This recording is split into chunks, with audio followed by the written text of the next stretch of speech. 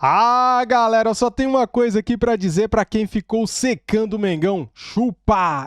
Não adiantou você secar. O Flamengo venceu o Grêmio e segue o líder. Não adianta chorar, não adianta de chororô, não. É isso aí. Flamengo, 17 pontos, liderando o Campeonato Brasileiro. Continua.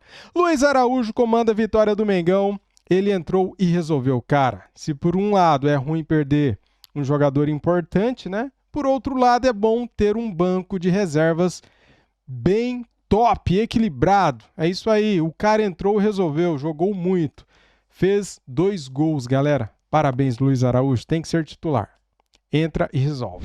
Vamos ver aqui agora o que a imprensa falou da vitória do Mengão. Vamos lá, deixa o seu like, se inscreva aqui no nosso canal e ative o sininho. Tô empolgado, hein? As imagens são da ESPN Brasil, link na descrição como crédito. Simbora.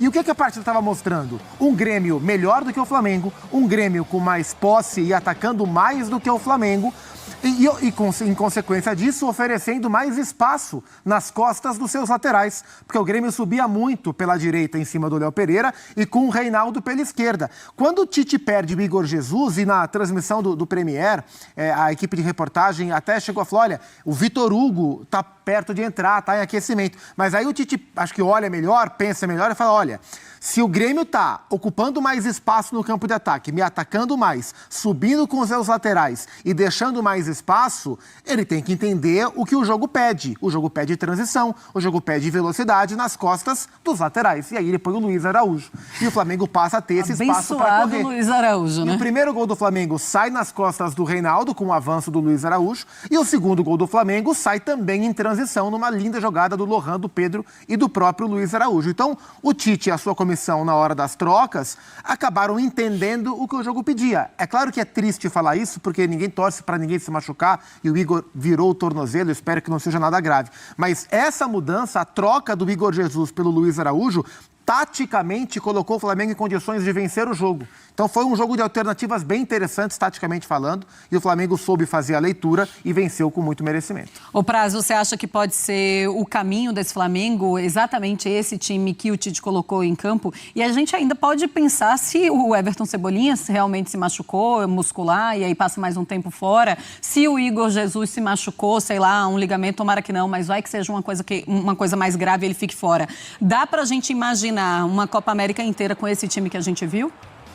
Com o Bruno Henrique como titular. Só o Gabigol que não, né? Tem o Alan para voltar, né? E o Ayrton Lucas, né? Os dois. Assim, é difícil falar, porque como o Zupa falou, cada jogo ele pede uma situação. Às vezes tu imagina uma coisa e dentro do jogo as coisas acontecem diferente, ou pela estratégia do time adversário, ou até mesmo por uma atuação técnica de algum jogador teu que está perdendo um duelo e está com uma situação fragilizada, tu tem que fazer alguma mexida. Mas, assim, o Tite, nessa partida, principalmente, tanto na preparação como durante a partida, ele não pôde, vamos dizer, fazer necessariamente o que ele queria. Ele tem que fazer de acordo com as situações. Por exemplo, o lateral esquerdo ele não tinha, né? Um está na seleção, o outro está machucado. Volante, teve que botar o Léo Ortiz de volante. Então, essas são situações que, com certeza, se ele tivesse à disposição, ele não faria. Então, ele fez por circunstâncias. Ele foi obrigado a fazer, não por ideia dele. E durante o jogo, mais uma vez, né? Com a lesão dos dois jogadores, ele teve que fazer substituições que não estavam no script. E aí, concordo com o Zupa. As substituições acabaram principalmente a troca do menino que torceu o tornozelo, do Igor Jesus, acabou ajudando na formatação do time. Mas, Marcela, é muito difícil. Se a gente, Deus queira que não se confirmem as lesões, né, que sejam só situações leves, é muito difícil conseguir montar um time, ainda mais no Campeonato Brasileiro. Tem alguns campeonatos que tu tem um respiro, no Campeonato Brasileiro tu não tem respiro. Então, vai ser muito complicado. E a minha preocupação é com os times que não têm o poderio que o Flamengo tem, né? Porque o Tite vai conseguir se virar, vai, óbvio, ter que fazer improvisações, o time vai ter, de repente, uma queda, mas a gente tem outras equipes que não tem esse poderio. A gente vai falar daqui a pouco. O Inter hoje sofreu demais. Demais. O Inter não conseguiu jogar. O Inter tá sem centroavante. E perdeu o Alan Patrick ainda. Aí já perde o um dos seus principais jogadores, o articulador, que não tem substituto. Então, assim, vai ser um período bem complicado, bem complicado. A gente, infelizmente, vai ter um campeonato brasileiro esvaziado, desvalorizado, e bem abaixo do que a gente podia ter. E com os treinadores cobrados por isso, porque ninguém vai lembrar disso quando o time tiver 3, 4 derrotas, estiver perto de uma zona de rebaixamento. Ninguém vai estar, o dirigente, a opinião pública como um todo, e o torcedor de arquibancada ou o digital, não vai falar, mas ele também tá, coitadinho do técnico, estava sem 4, 5, 6 jogadores. Eles vão ser cobrados, porque é o rendimento da equipe, né? Hoje, por exemplo, no primeiro tempo, com o desenho que o Tite montou, e acho que ele imaginava um jogo diferente do que o jogo que ele fez, né? Não acho que o Tite imaginava um jogo de transição, acho que ele queria ter um jogo um pouco mais de domínio, mas ele teve dificuldade no primeiro tempo, antes das lesões, para o Flamengo sair com a bola. Então, com o Léo Ortiz e com o Igor Jesus como os volantes, parecia mais um futebol dos anos 90, sabe? Que eram 2 volantes marcadores para 2 meias criadores, né? E o Flamengo não conseguia sair com a bola.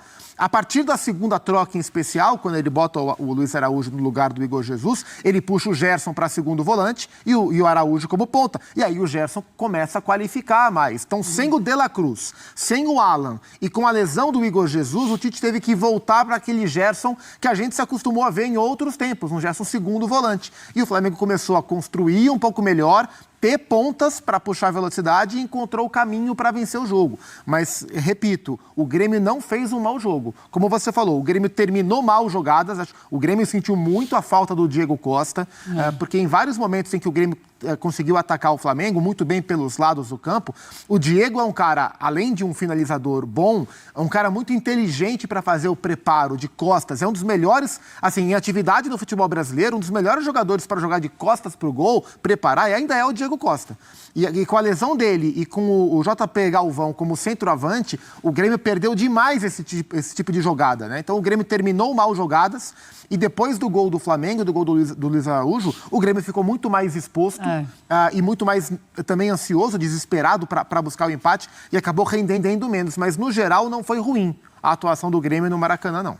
Deixa eu mostrar então como foi o começo da partida, quando o Everton Cebolinha, ele até tenta continuar jogando, mas ele não consegue. Então a gente coloca aí as 2 lesões. A gente ainda não tem informação sobre gravidade da lesão do Everton Cebolinha e também do Igor Jesus. A gente só mostra então no detalhe, né, o que aconteceu. Ele bate a falta e machuca. E ele tenta, né, Zupa? Ele vai, cai, assim, você vê que... E essa é uma ausência muito importante. Embora o Flamengo tenha a reposição, né, o Bruno Henrique para o Cebolinha, uma reposição pau a pau, né?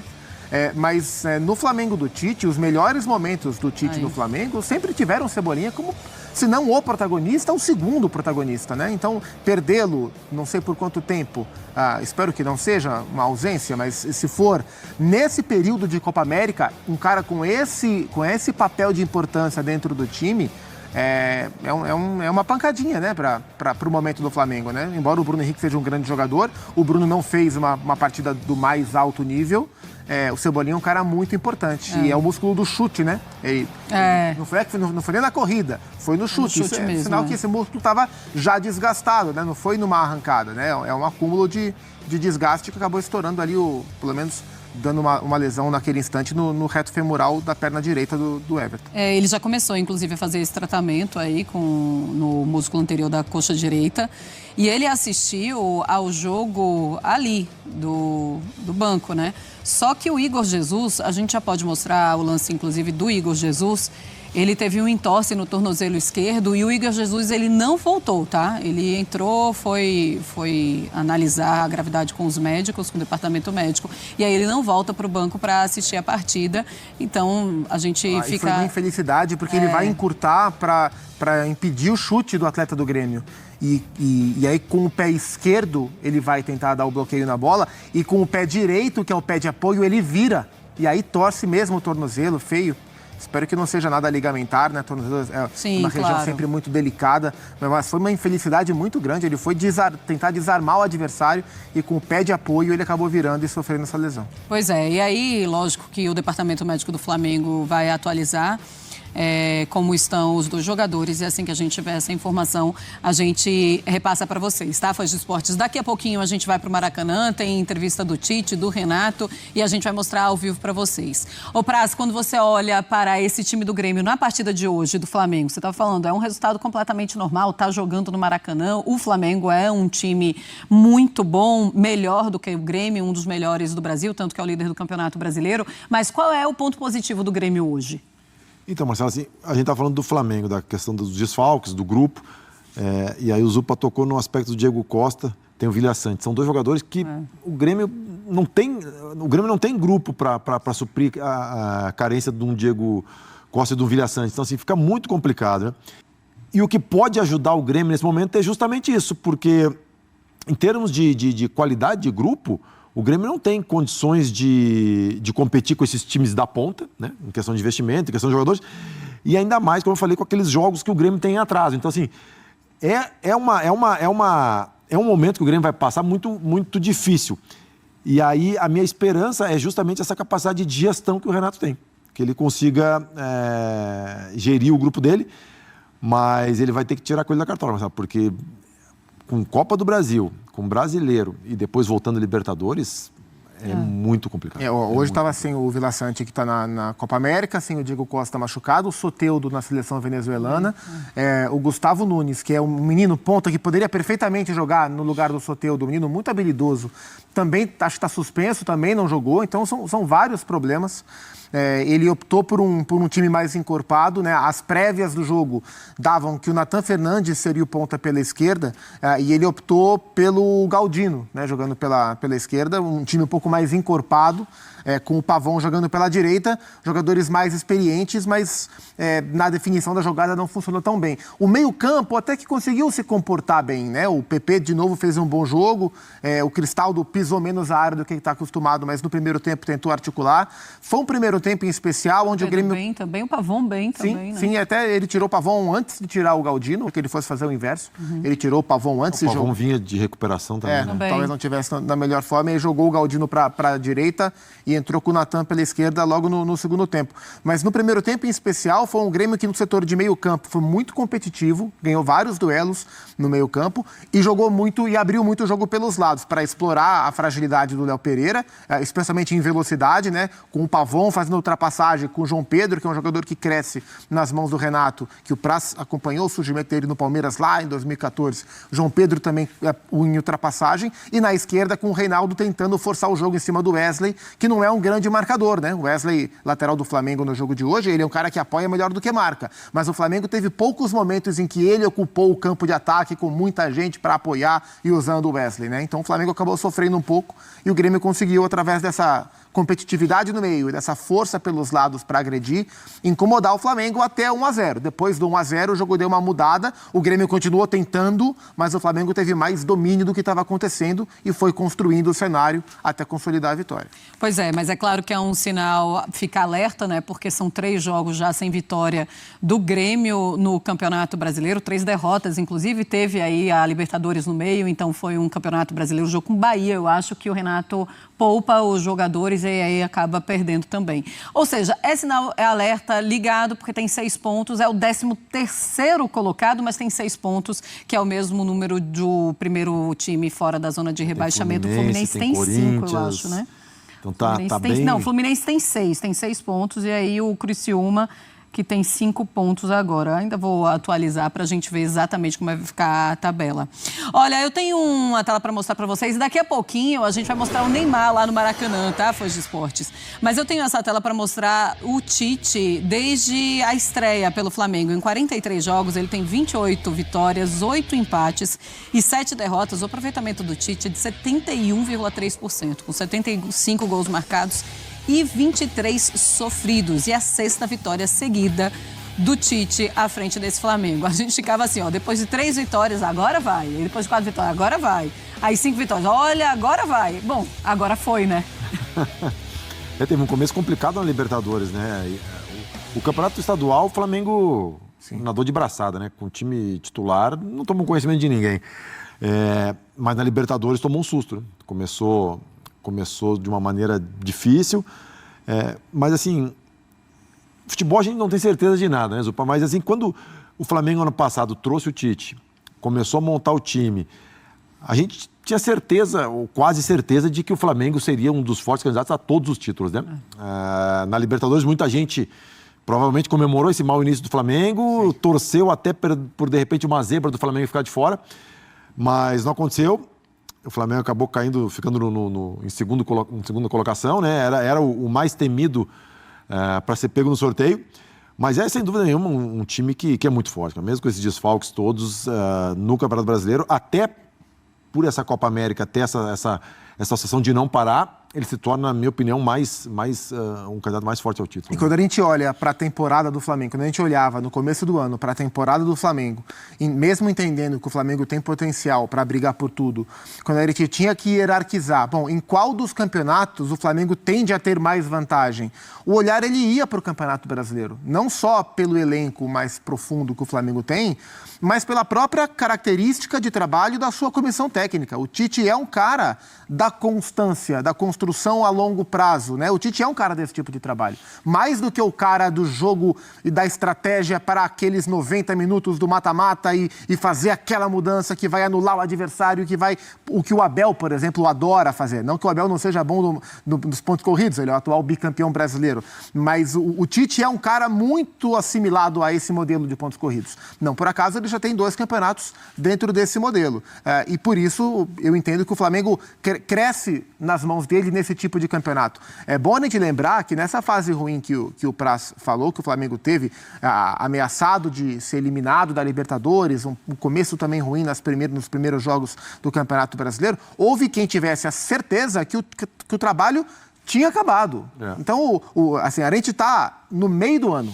Né? Estamos na metade do ano. O Flamengo já foi o melhor time do país, o Tite já foi uma porcaria de técnico e o Flamengo volta a ser o melhor time do país. Tudo isso em 6 meses.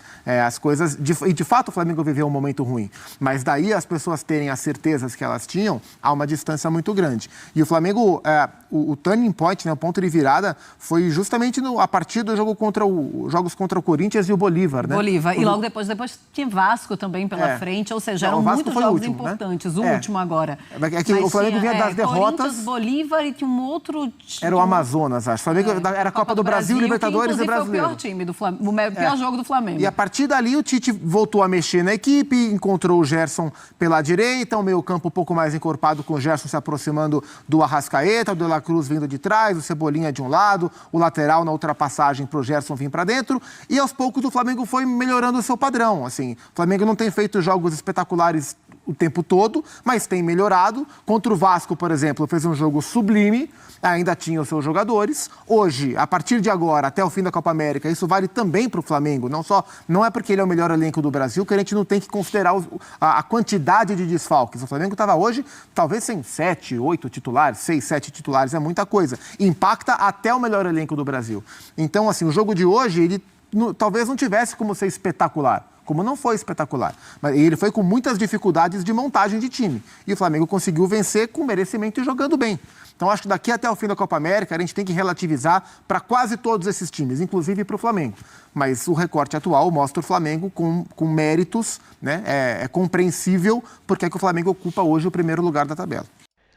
Como é bom ver esta tabela deste jeito, cara, com o Flamengo em primeiro lugar. Como é bom ver essa tabela assim. Oh, que maravilha, galera. Tá gostando? Segue o líder. Flamengo 17 pontos, Botafogo 16, Atlético Paranaense, nosso próximo adversário, 16, Bahia 15, São Paulo 14, Palmeiras 14, Cruzeiro 13, Atlético Mineiro 13, Bragantino 12, Internacional 11, Fortaleza 11, Juventude 10, Grêmio 6, Vasco 6, Corinthians 6, Fluminense 6, Criciúma 5, Atlético Goianiense 5, Cuiabá 4, Vitória 3. Tá rolando o jogo agora, tá? Palmeiras vencendo o Vasquinho, que deve cair, né? Vasco deve cair. 2-0 Palmeiras no Vasco. Bahia 0, Fortaleza 0. Tá rolando ainda. Segundo tempo. O Atlético Paranaense, nosso próximo adversário, venceu o Criciúma por 3-1. Nosso Mengão venceu por 2-1, estava vencendo por 2-0. No finalzinho do jogo, no último lance, o Grêmio fez um gol de honra. Internacional empatou com São Paulo em 0-0. O Cruzeiro venceu o Cuiabá por 2-1. O Bragantino perdeu para o Atlético na terça-feira por 2-1, né? Botafogo 1, Fluminense 0. Estes jogos aqui foram na terça-feira. Juventude 1, Vitória. Atlético Goianiense 2 Corinthians. O Corinthians estava vencendo por 2-0 e cedeu um empate no segundo tempo. Estes aqui são os jogos da 8ª rodada, galera. Tá na tela para vocês. Cara, tem uma coisa legal aqui que eu quero mostrar para vocês. É isso aqui, ó. Atuações. Luiz Araújo entra para decidir e é o melhor em vitória do Flamengo. Dê suas notas. Vamos acompanhar aqui o ranking de atuação com as notas do público, da torcida. Rossi teve uma nota boa, né? Nota 7.1. Wesley, 6.4. Fabrício Bruno, 6.8. Davi Luiz foi muito bem, né? 7.5. Léo Pereira, 6.6. O gol foi meio que em cima dele ali, né? O gol no finalzinho, mas teve uma nota boa também. Léo Ortiz jogou bem, 7.1.